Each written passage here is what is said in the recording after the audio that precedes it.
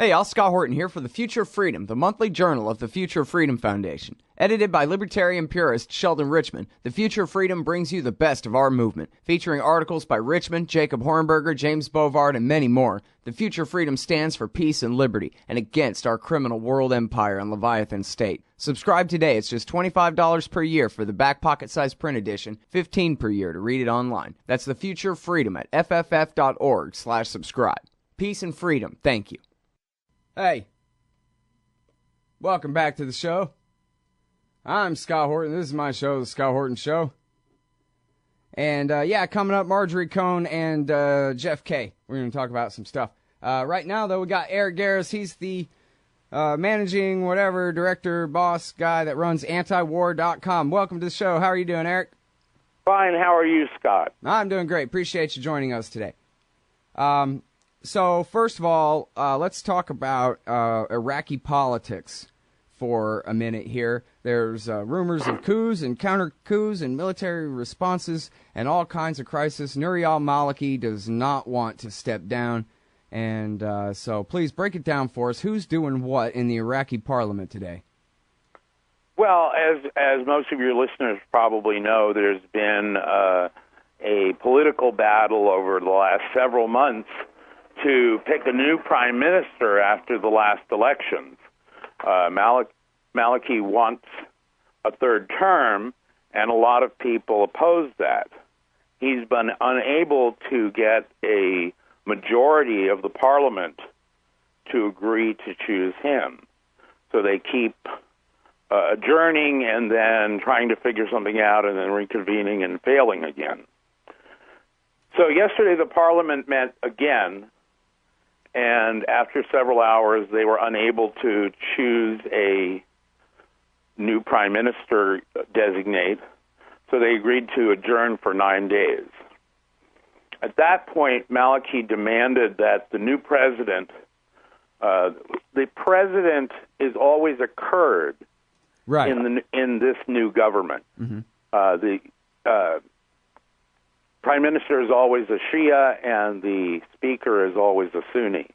So the only thing they have chosen is the new Sunni speaker and the new Kurdish president.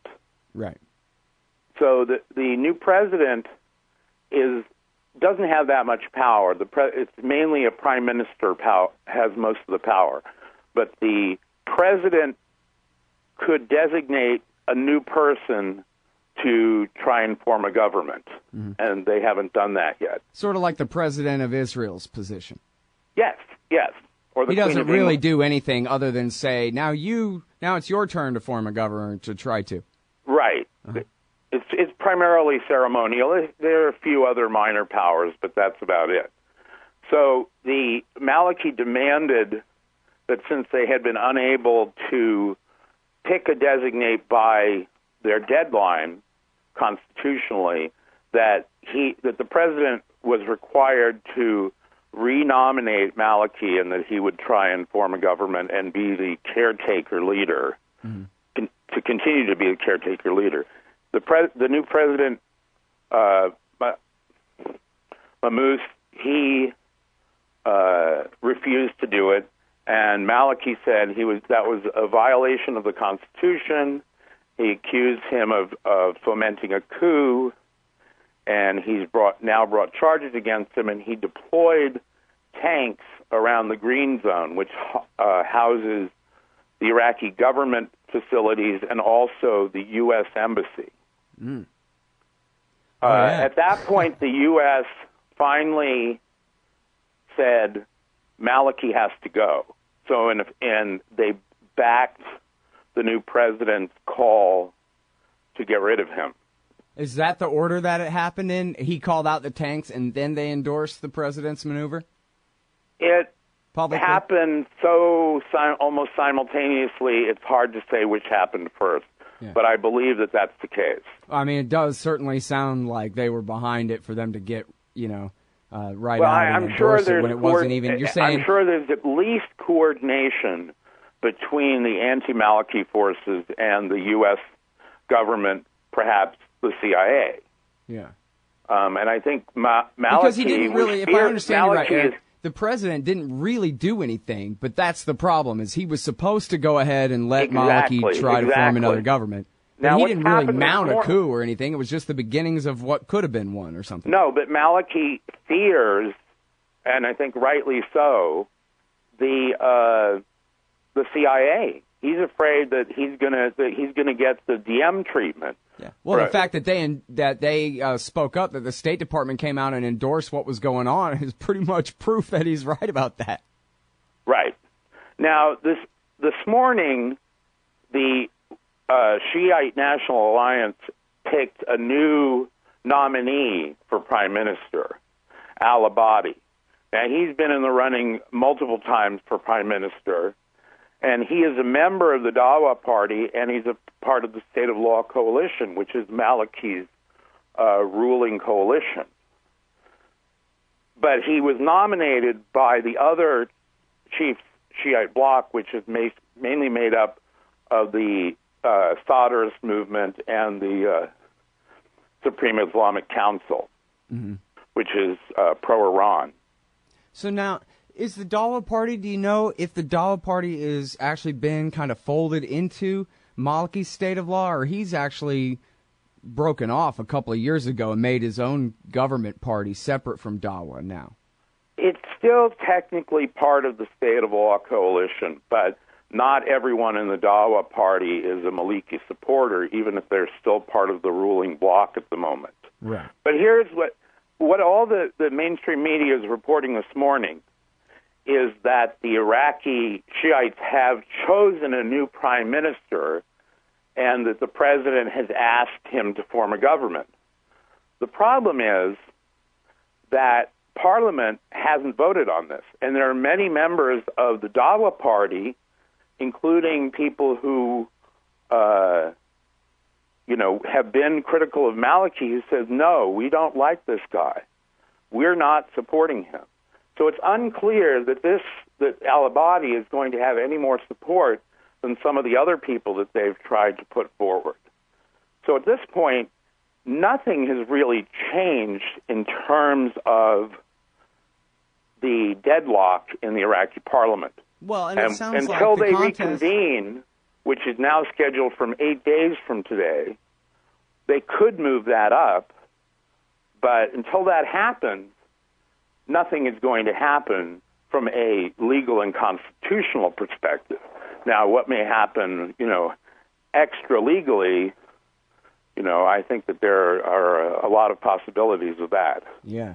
Well, yeah, I mean, from drones to a bullet to the back of the head or whatever, rendition him off to Egypt for the Mubarak treatment. By the way, al-Abadi spent over 2 decades in England.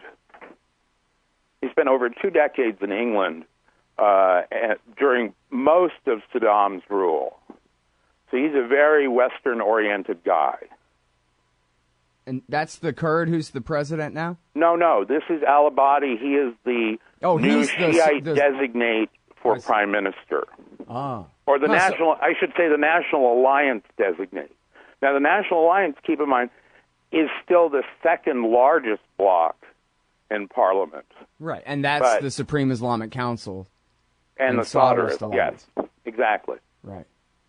And now, so what's important, I'm sorry, I should have mentioned this for people listening here, that the Supreme Islamic Council and the Dawa Party, in their, not entirely, but almost entirely, spent the time from Saddam's invasion of Iran in 1980 all the way through Bush Jr.'s invasion of Iraq in 2003 in Iran. They were the Iraqi traitors who took Iran's side in the Iran-Iraq war, and then America fought for them to put them in power all this time. So really what we're talking about here is still just a choice of 1, 2, or 3 of the Iranian parties, but I guess you're saying this guy, he's part of their network, but he's much closer to the West than the Iranians, it sounds like. Yes, but indications are he has the backing of Iran. Iran said last week that they were working on trying to find someone who was acceptable to them to replace Maliki, and the fact that the National Alliance has put forward al-Abadi would indicate to me that Iran is supporting al-Abadi at this point. Yeah. And so is the U.S. Well, and this is all deck chairs on the Titanic anyway, at It least is. according It to really- the official policy. None of this is going to change anything in terms of what's happening in Iraq unless there's a coup or counter-coup. And then that will have a significant effect, a reverberation throughout Iraq that's going to make the other things that are going on much worse. And I think that that's not certainly, I'm not saying it's absolutely the most likely thing that will happen, but I think it is a likely possibility that you'll see Maliki ousted in an extra-legal manner, or that there will be an attempt to do that and Maliki will counter and just take dictatorial powers. Right. Yeah, I mean, it seems like if he's not taking the hint from Sistani, then he's willing to fight for it no matter what. Yes, clearly he's not leaving. He's not interested in taking his riches and being jetted off to a foreign country where he can live out his life in luxury. He wants to keep the power. All right, well, I got to let you go, but thank you very much for your time. All right, take it easy, Scott. That's Eric Garris. He's the managing director of antiwar.com, and it's their fund drive right now, and I know I've been begging y'all for money too, but you got to support antiwar.com. It's the most important site on the internet, and if it wasn't there, what would you do? Seriously. If the world didn't have antiwar.com, are you kidding me? It's a nightmare. So do what you can to help support. You hate government, one of them libertarian types, or maybe you just can't stand the president, gun grabbers, or warmongers. Me too. That's why I invented LibertyStickers.com. Well, Rick owns it now, and I didn't make up all of them, but still, if you're driving around and want to tell everyone else how wrong their politics are, there's only one place to go. LibertyStickers.com has got your bumper covered. Left, right, libertarian, empire, police, state, founders, quotes, central banking. Yes, bumper stickers about central banking. Lots of them. And, well, everything that matters. LibertyStickers.com. Everyone else's stickers suck. Hey, y'all, Scott Horton here. It's always safe to say that one should keep at least some of your savings in precious metals as a hedge against inflation. And if this economy ever does heat back up and the banks start expanding credit, rising prices could make metals a very profitable bet. Since 1977, Robertson Roberts Brokerage Inc. has been helping people buy and sell gold, silver, platinum, and palladium, and they do it well. They're fast, reliable, and trusted for more than 35 years. And they take Bitcoin. Call Robertson Roberts at 1-800-874-9760 or stop by rrbi.co.